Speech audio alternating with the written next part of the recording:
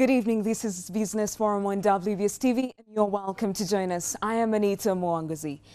Despite a 50% fall in prices of crude oil on the international market, Ugandan pump stations have continued retailing fuel at a price that is not reflective of the change. Now, while motorists question why dealers have failed to respond to the international market, dealers have their reasons, ranging from depreciation of the shilling against the dollar to the taxes, as Kenneth Wida reports.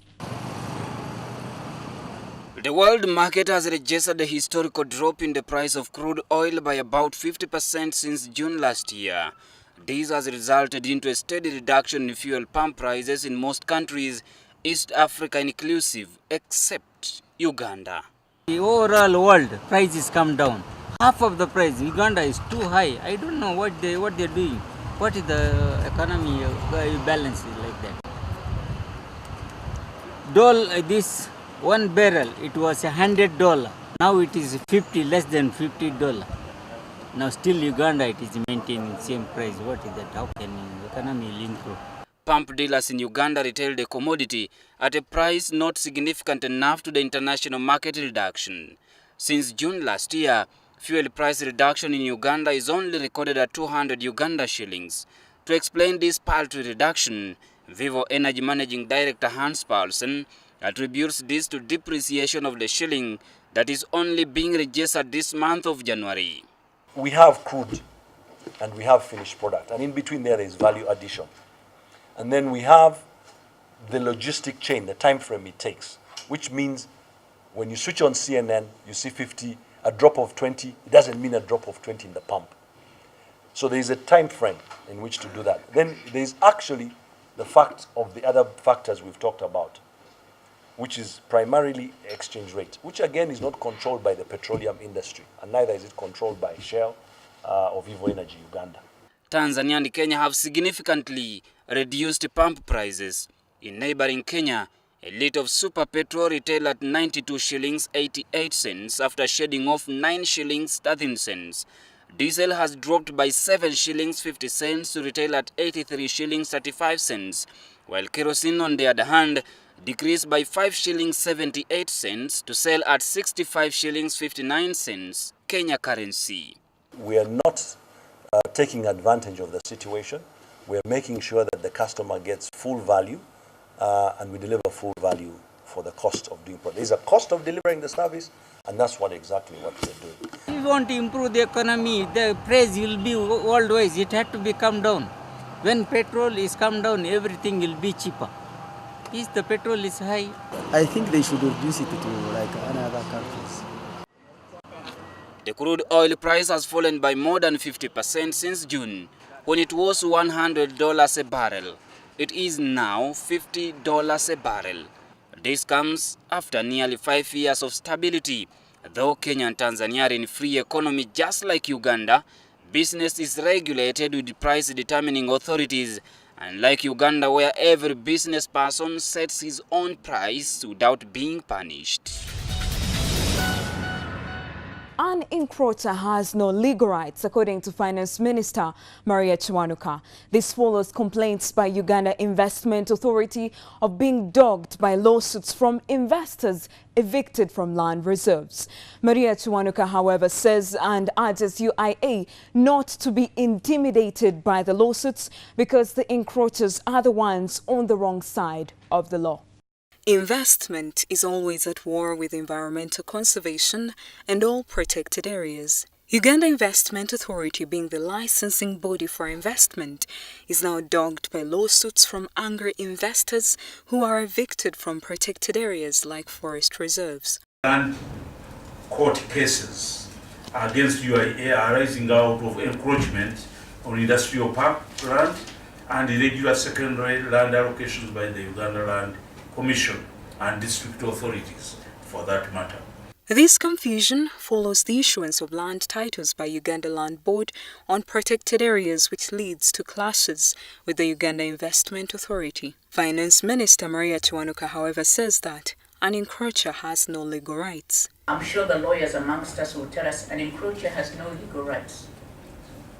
So we should not be afraid to take them to court. I do not believe in administrative solutions for encroachers. Kiwanuka charges Uganda Investment Authority to ensure all protected areas are fenced and gazetted, and those who abuse the protected areas sued. The boundaries are known.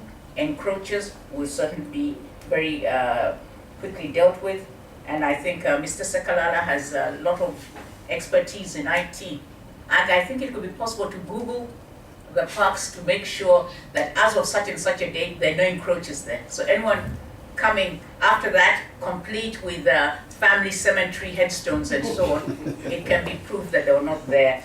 The Finance Minister says that the rural protected areas cannot be gazetted now due to limited funds, but requests that the authority should record every gazetted area so that investors will have no excuse. However, Frank Seboa, the Executive Director, Uganda Investment Authority, says the body is overwhelmed by poor remuneration, with most employees quitting due to low pay.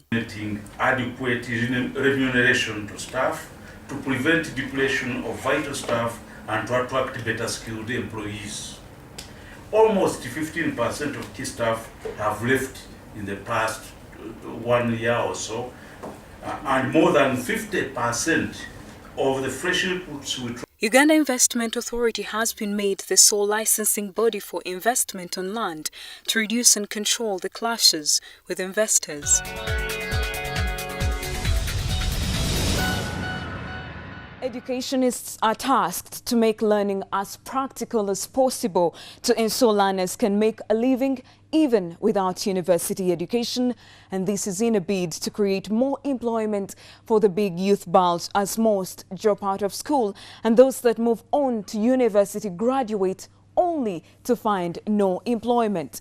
IFC, a member of the World Bank Group, today announced an investment of $4.1 million in Maryland high schools to expand access to secondary education in Uganda and equip the youths to be better able to handle the job market.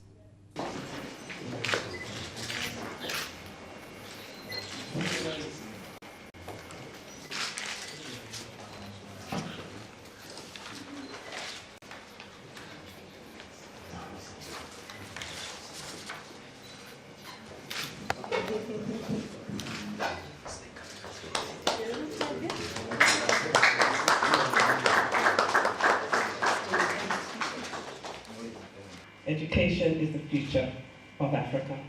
Now, education is not a privilege. It's really a right, a human right for all children. And those who are not able to go to school are being denied that basic right. For Africa to really achieve education for all by 2030, additional capacity will be needed for 127 million children. And not every secondary school graduate is going to find a place in university. So actually to equip students that might either defer going to university or not find a place so that they can actually enter the job market or have entrepreneurial skills is extremely commendable. 56% of Ugandan population currently under the age of 18, it has become imperative that educational institutions invest in training students to be highly skilled in the technical and entrepreneurial aspects if they are to make any meaningful contribution to their nations. Investments such as these, however, remain a challenge with limited access to the affordable funding. Uganda can become East Africa's next powerhouse economy. IFC is working with the government and the private sector to make sure that happens. To date, IFC has invested $229 million in Uganda in projects that have improved power, supported small businesses, farmers, improved health and education. Business Forum continues shortly. Do stay with us.